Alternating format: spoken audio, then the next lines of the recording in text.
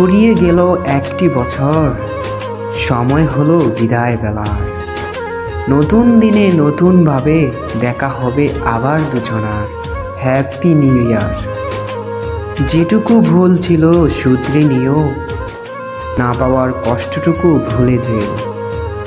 সবারে বাসবে ভালো, এই প্রত্যয়ে শুরু হোক নতুন বছর। আকাশের জন্য নীলিমা, তোমার জন্য পূর্ণিমা। পাহাড়ের জন্য ঝর্ণা, নদীর জন্য মোহনা।